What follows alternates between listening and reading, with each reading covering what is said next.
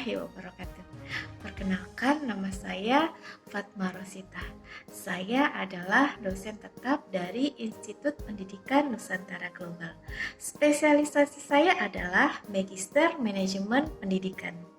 Pada kesempatan hari ini, saya akan memaparkan tentang mata kuliah yang saya ampu dan proses penyampaian materi perkuliahan dengan menggunakan strategi DIA, Delivery, Interaction, dan Assessment. Salah satu mata kuliah yang saya ampu adalah perencanaan pembelajaran. Perencanaan pembelajaran akan ditempuh oleh mahasiswa di semester genap dengan bobot 2 SKS. Mata kuliah perencanaan pembelajaran merupakan mata kuliah yang mengorientasikan pada persiapan mahasiswa sebagai calon guru dalam mengembangkan rencana pembelajaran secara sistematik dan sistematis. Oleh karena itu, pembelajaran mata kuliah ini mahasiswa disyaratkan sudah menguasai atau lulus dasar-dasar pendidikan, model-model pembelajaran, teori-teori pembelajaran, psikologi pendidikan, dan sebagainya. Hasil program pembelajaran mata kuliah ini sebagai prasyarat keahlian yang mutlak dimiliki oleh mahasiswa pendidikan sebelum terjun langsung dalam kegiatan praktik kerja lapangan atau PPL. Capaian mata kuliah ini meliputi memahami konsep dasar perencanaan pembelajaran, memahami tujuan pembelajaran, menganalisis kata kerja operasional, memilih pendekatan strategi, metode, model, dan teknik pembelajaran, memahami sumber belajar, memahami media pembelajaran, memahami pengembangan bahan ajar, memahami penyusunan lembar kerja siswa, memahami penilaian belajar, memahami penyusunan alat evaluasi hasil, dan memahami pembuatan rencana pelaksanaan pembelajaran atau RPP. Topik pembelajaran yang akan dibahas mahasiswa selama 1 semester meliputi konsep dasar perencanaan pembelajaran, tujuan pembelajaran, kata kerja operasional, pendekatan strategi, metode, model, dan teknik pembelajaran, sumber belajar, media pembelajaran, pengembangan bahan ajar, penyusunan lembar kerja siswa, penilaian belajar, penyusunan alat evaluasi hasil, dan pembuatan rencana pembelajaran atau RPP. Yang berikutnya adalah sistem perkuliahan. Sistem perkuliahan yang kami gunakan adalah sistem hybrid, di mana menggabungkan antara perkuliahan daring dan luring. Pada sistem perkuliahan daring, saya menggunakan aplikasi pendukung seperti Zoom Meeting, Google Meet, Google Classroom, dan WhatsApp Group. Pada sistem luring, saya menggunakan strategi pembelajaran SCL atau Student Centered Learning dan metode pembelajaran Problem Based Learning, Project Based Learning, Contextual Teaching and Learning, dan SGD atau Small Group Discussion. Selanjutnya akan saya sampaikan mengenai proses perkuliahan yang akan saya lakukan menggunakan strategi DIA, Delivery, Interaction, dan Assessment. Yang pertama adalah delivery. Delivery merupakan proses penyampaian materi kepada mahasiswa. Dalam hal ini, saya menggunakan 2 cara. Yang pertama, saya menggunakan textbook dan juga jurnal-jurnal kekinian yang berhubungan dengan materi-materi yang diajarkan. Textbook dan jurnal akan membantu mahasiswa dalam memahami dan mendapatkan informasi sebanyak-banyaknya mengenai konsep perencanaan pembelajaran dan strategi pembelajaran, model, metode, dan teknik pembelajaran. Cara yang kedua adalah saya menggunakan strategi pembelajaran Student Centered Learning dan metode pembelajaran Project Based Learning dan Problem Based Learning. Dalam hal ini, mahasiswa akan melakukan mini research dan laporan sederhana, kemudian mempresentasikannya secara acak. Kemudian, proyek yang akan diciptakan oleh mahasiswa adalah sebuah perencanaan pembelajaran. Kemudian, mahasiswa juga akan membuat video pengajaran menggunakan strategi dan model pembelajaran yang dikuasai, serta menggunakan perencanaan pembelajaran yang telah dibuat. Kemudian, mahasiswa wajib untuk memposting videonya di media sosial mereka masing-masing. Yang kedua adalah interaction. Interaction merupakan interaksi atau komunikasi yang saya lakukan dengan mahasiswa selama di dalam dan di luar kelas. Di dalam kelas, kita akan melakukan diskusi dan sharing informasi mengenai isu-isu dan fenomena-fenomena yang ada mengenai pendidikan dan berkaitan dengan perencanaan pembelajaran. Tak jarang kami juga berdiskusi dan membuat sebuah challenge atau quiz yang akan membangkitkan motivasi dan semangat mahasiswa dalam belajar. Pada interaksi di luar kelas, saya menggunakan aplikasi WhatsApp, di mana di dalam aplikasi tersebut terdapat sebuah grup diskusi yang sesekali saya akan melemparkan pertanyaan pemantik sehingga mahasiswa akan belajar secara mandiri dan juga berbagi informasi dengan teman-temannya. Yang ketiga adalah assessment. Assessment merupakan penilaian yang dilakukan di akhir perkuliahan. Biasanya di awal perkuliahan saya akan menyampaikan kontrak perkuliahan yang berisi butir-butir penilaian yang memiliki bobot masing-masing. Sehingga mahasiswa akan lebih siap dalam mengikuti perkuliahan selama 1 semester. Berikut adalah kontrak perkuliahan yang telah kita setujui bersama. Selanjutnya akan saya tampilkan cuplikan pengajaran secara tatap muka menggunakan strategi pembelajaran student centered learning dan metode pembelajaran problem based learning. Selamat menyaksikan. Assalamualaikum warahmatullahi wabarakatuh. Waalaikumsalam warahmatullahi wabarakatuh. Gimana kabarnya hari ini? Alhamdulillah. Hari ini kita mulai perkuliahan lagi ya. Kemarin sudah libur 1 minggu. Gimana perasaannya? Senang nggak? Iya. Bisa rebahan. Alhamdulillah. Oke, sebelum kita masuk ke materi kuliah kita yang hari ini, masih ada yang ingat nggak kuliah kita minggu kemarin? Tentang apa? Kalimat kerja operasional. Apa contohnya? Menghitung, mengidentifikasi, dan mendiskusikan. Oke. Setelah liburan tapi tetap masih ingat ya? Alhamdulillah. Sebelum kita masuk ke materi inti, saya mau nanya dulu nih.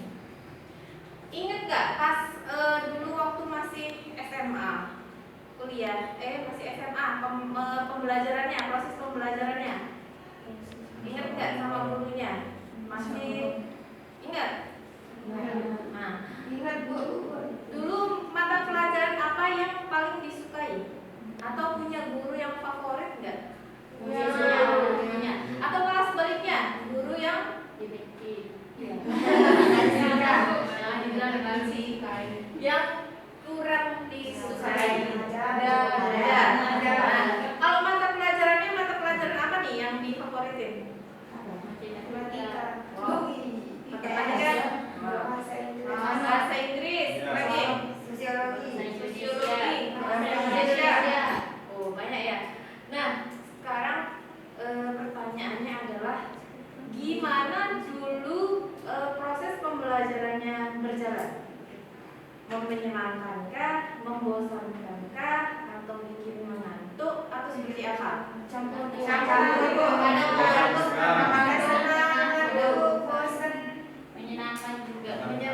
juga.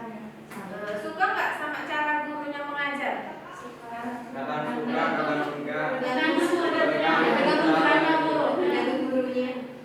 gurunya, tergantung cara menjelaskannya.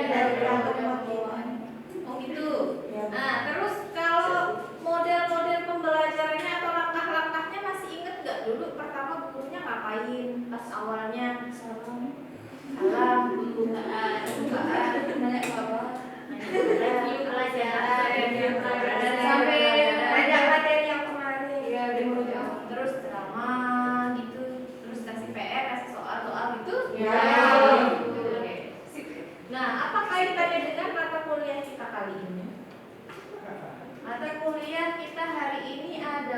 tentang bagaimana memilih metode Pembelajaran. Untuk apa kita belajar mata kuliah ini? Karena satu, Anda mahasiswa di sini adalah calon guru.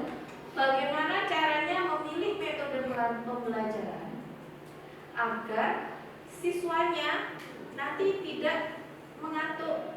Kan Anda pernah merasakan ya, kira-kira pas diajar sama guru ini dengan metode pembelajaran yang begini, dikasih soal, mengerjakan dan sebagainya, itu membosankan. Tapi kalau sama guru itu kok semangat, walaupun mata pelajarannya sebenarnya tidak suka ya, tapi karena metode pembelajarannya tepat dan menyenangkan, siswa bisa belajar dengan semangat. Nah, ini adalah tujuan pembelajaran mata kuliah kita hari ini, agar kita mengetahui metode pembelajaran yang cocok untuk kita praktekkan nanti ketika kita sudah menjadi guru. Ini adalah standar kompetensi kita hari ini. Mahasiswa dapat memilih metode pembelajaran yang sesuai dengan tujuan pembelajaran.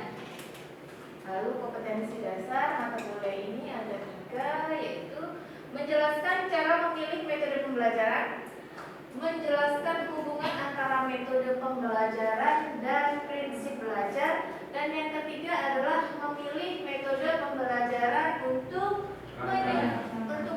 rancangan pembelajaran. Nah, ini adalah yang akan kita kuasai selama 2 kali pertemuan. Nah, hari ini dan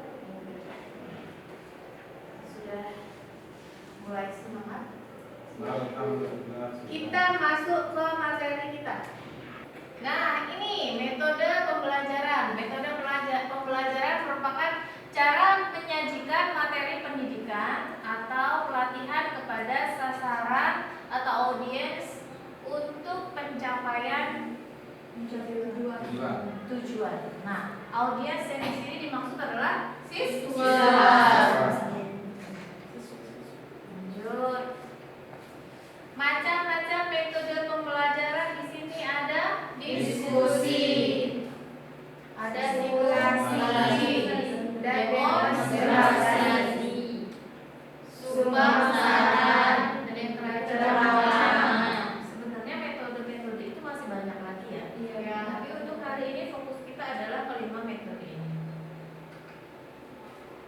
Ya, kita mulai selanjutnya. Ini ada faktor yang dipertimbangkan dalam memilih metode. Faktor yang dipertimbangkan dalam memilih metode pertama ada tujuan.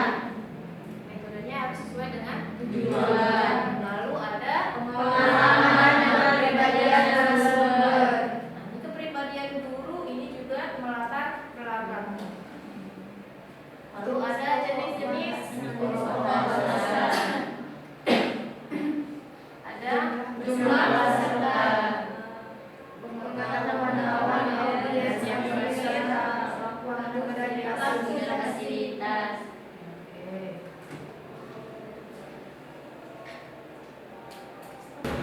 Yang terakhir adalah bermain peran atau role play. Nah, ini kita seolah-olah menjadi seseorang, gitu ya.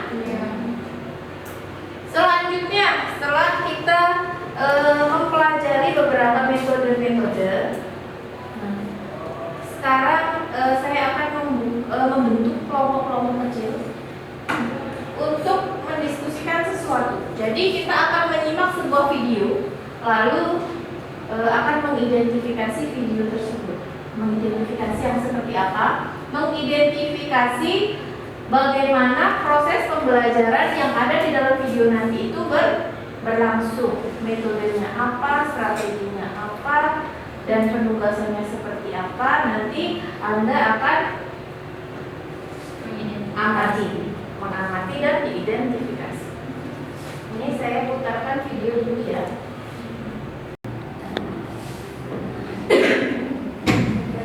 Oke. Nah, ini adalah video yang akan kita identifikasi. Ini adalah contoh pembelajaran di sebuah sekolah. Ya, nanti kita identifikasi setelah kita menyimak ini nanti kita akan bagi kelompok ya, kelompok kecil 3 orang. Oke, sekarang silahkan disimak dulu videonya. Oke, sudah disimak videonya? Sudah. Sudah paham perintahnya? Ya. Kita identifikasi tentang metode dan strategi pembelajaran yang dipakai sama Bapak Guru yang ada di video ya. Oke, sekarang kita bentuk kelompok kecil. Mau dibentuk acak atau sendiri? Sendiri, oke. Silakan bentuk kelompoknya 3 orang lalu berpisah ya. Ada yang di sini sama yang di sini. Yuk, dan Bu. Oke, sudah semua sudah ya? Sudah dikerjakan? Sudah. Ada kesulitan nggak? Tidak ada kesulitan. Tidak ada. Setelah selesai menonton video dan Anda sudah mengidentifikasi, ini adalah saatnya untuk unjuk kebolehan. Unjuk kebolehan, saya akan pilih secara acak. Jadi semua grup ini tidak maju ya. Hanya salah satu yang saya acak. Nanti setelah itu grup yang lain akan memberi sanggahan, komentar ataupun saran dan yang lainnya. Saya mau minta dari kelompok yang ini maju. Salah satu orang saja, nggak usah semua. Ya silakan.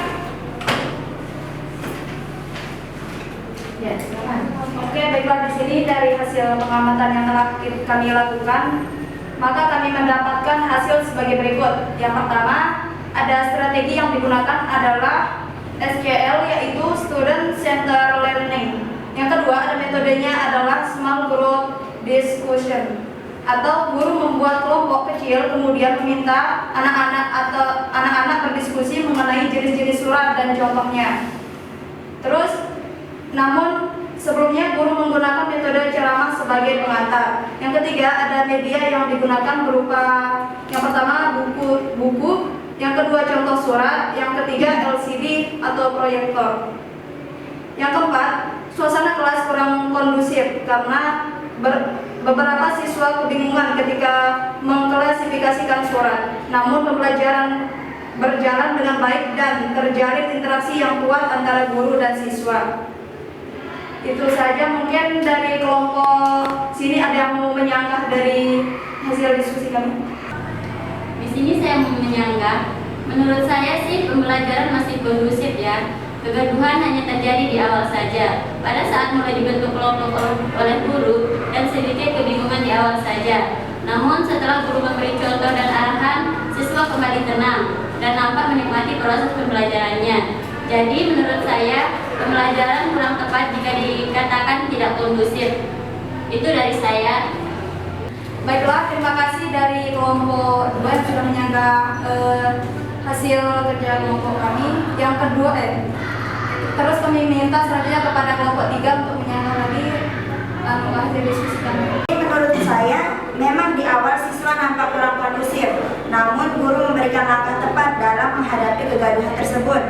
Jadi sudah tepat jika dibilang kondusif. Hanya saja perlu ditambahkan penjelasan mengenai langkah guru dan tindakan guru yang tepat yang dapat membuat kondisi kelas itu menjadi kondusif kembali. Mungkin seperti itu dari kami. Ya, gimana tanggapannya kelompok yang sudah menyampaikan hasil pengamatannya? Kira-kira jadi menyimpulkan bahwa kelas kurang kondusif di awal aja, tetapi di belakangnya sudah kondusif karena guru memiliki langkah yang tepat untuk mengendalikan siswa ya kegaduhan, sehingga pembelajaran berjalan dengan lancar sampai akhir. Oke, dari setelah kita selesai unjuk kerja, ada yang ingin ditanyakan atau masih ada kebingungan? Atau sudah jelas? Sudah jelas? Oke, good. Kalau begitu, kalau hari ini Anda sudah mengamati video, itu kan video ya, berarti kalau di video itu mungkin sudah disetting medianya atau metodenya seperti itu. Tapi untuk minggu depan sebagai asistennya penilaian, silahkan kembali ke sekolahnya yang dulu boleh, atau sekolah temennya atau saudaranya atau yang terdekat dari rumah boleh. Lakukan identifikasi yang serupa terhadap guru. Atau nih ada yang dulu nih gurunya ini dulu guru yang membosankan, saya mau identifikasi kenapa dia bisa membosankan, seperti itu juga diperbolehkan. Selanjutnya di pertemuan yang selanjutnya nanti minggu depan kita akan unjuk kerja seperti yang tadi, tapi berdasarkan kenyataan yang ada di lapangan. Akan juga saya pilih secara acak untuk tampil, jadi tidak semuanya. Itu ya. Identifikasi dan dibikin laporan yang ini ya, laporan sederhana aja. Diidentifikasi dengan membuat laporan yang sederhana, lalu 30 menit di awal mata kuliah kita di pertemuan di minggu depan akan kita lakukan unjuk kerja untuk beberapa orang saja. Tapi semuanya harus siap. Ya, Bu. Oke, begitu? Ya, Bu. Baik, kalau sudah tidak ada pertanyaan dan semuanya sudah clear sampai di sini, saya tutup perjumpaan hari ini dan kita lanjutkan minggu depan. Ya. Terima kasih. Akhir kata, assalamualaikum warahmatullahi wabarakatuh. Waalaikumsalam warahmatullahi wabarakatuh. Nah, cuplikan pengajaran tadi merupakan sesi akhir kita dalam video PDD UKTPT Tridharma Perguruan Tinggi Bidang Pendidikan. Terima kasih atas perhatiannya. Assalamualaikum dan sampai jumpa.